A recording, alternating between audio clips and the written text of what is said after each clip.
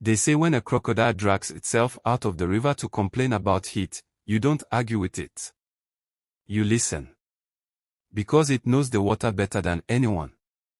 And right now, the people of Sooto State are standing at the riverbank, confused, angry, and bleeding, wondering who is lying to them and who is telling the truth. Just weeks ago, we were told a powerful story. A triumphant story. One that sounded like the end of a nightmare. The federal government, backed by the United States, announced massive Christmas season airstrikes. Fighter jets screamed across the skies. Bombs fell deep inside the forest. Terrorist camps were reportedly flattened. We were told the bandits had been crushed. We were told the Northwest had finally breathed a sigh of relief. Many people believed it. Some even celebrated it as a turning point. But today, reality has kicked down the door and splashed cold blood on that celebration.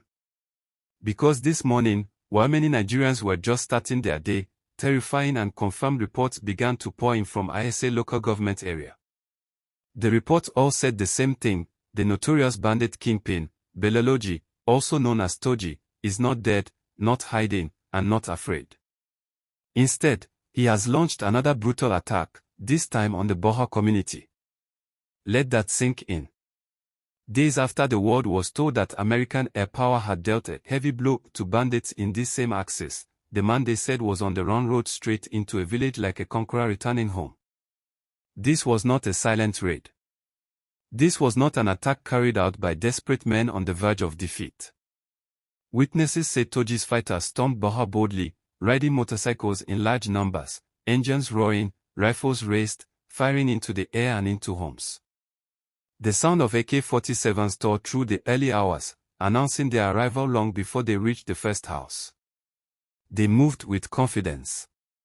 With familiarity. With zero fear. House by house, they spread terror. Doors were kicked in. People were dragged out. Screams filled the air. By the time the dust settled, 3 innocent villagers were dead, their lives cut short for no crime other than being in the wrong place at the wrong time. Several others were abducted, men, women, even children, herded like animals and marched deep into the bush, away from everything they know. And suddenly, all those promises from December began to sound like echoes from a different universe. This attack cut deep, and not just because of the blood spilled. It cut deep because of where it happened and when it happened. ISA local government area is not some random target. This is Toji's long-time territory. His backyard. An area he has terrorized for years.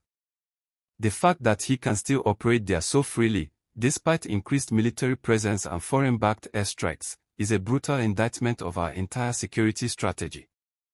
It tells us something uncomfortable: you can bomb forests, you can destroy camps, you can scorch the earth from the sky, but uprooting a warlord who knows the land, who lives among the terrain, who understands the people and their escape routes, is a completely different war. And then there is the timing. This attack is not just violence. It is a message. It is Toji standing in the open and shouting, "I am still here." It is him saying, "You brought the Americans. You brought the jets. You dropped the bombs. And yet, I still control the ground." It is a direct challenge, not just to the military, but to the narrative we were sold. It exposes the painful limitation of an air-only approach. Because when the jets leave and the dust clears, if there are no boots on the ground to hold territory, the bandits simply melt into the bush and return the moment the skies go quiet. Right now, the people of Baja are living in raw fear. Families are packing what little they can carry. Some are already fleeing, joining the growing wave of internally displaced persons flooding Sooto City. Parents are asking questions no one seems able to answer. If American intelligence, American drones, and Nigerian fighter jets cannot stop Toji, then who can? And where does that leave ordinary villagers? Adding to the confusion is the question many analysts raised earlier this year: who exactly was hit during those December airstrikes? Early reports suggested that the strikes may have targeted the emerging Lakurawa group, foreign-linked jihadists filtering in from the Sahel, rather than the long-established bandit networks like Toji's. If that is true, then this latest attack begins to make terrifying sense. Toji may be using this moment to separate himself from the others. To declare, loudly and violently, that he is not one of the wrong guys who got hit. That he is alive, active, and still dangerous. In other words, he may be saying, "You missed me." Meanwhile, the state government continues to distribute relief materials, rice, cash, and aid to victims of previous attacks in ISA and neighboring areas.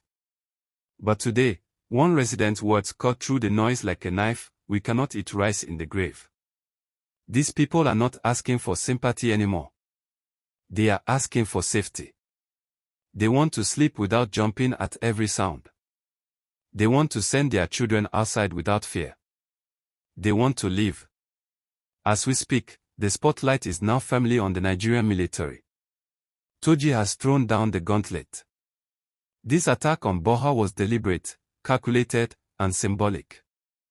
The question now is simple, and it is urgent: would there be a decisive ground offensive to hunt him down and hold the territory, or will Nigerians once again be fed statements about unknown gunmen while villages burn? This is not a game of hide and seek. This is a war being fought in real homes, with real blood, by people who have nowhere else to run. If you are still watching at this point, then you understand how serious this moment is. And that is why this conversation matters. Are foreign airstrikes enough, or are we ignoring the power of local intelligence and community-based security? Are we leaning too heavily on technology while forgetting the human angle of this war? Is Toji truly untouchable, or are we simply fighting him the wrong way? The people of Sooto State deserve answers. Baja deserves justice. And Nigeria deserves a strategy that actually works. If this update matters to you, if you stand with the victims of this latest attack, let your voice be heard. Share this story. Talk about it. Demand better. Because silence is exactly what men like Toji thrive on. Stay alert. Stay safe. And pray for Sooto.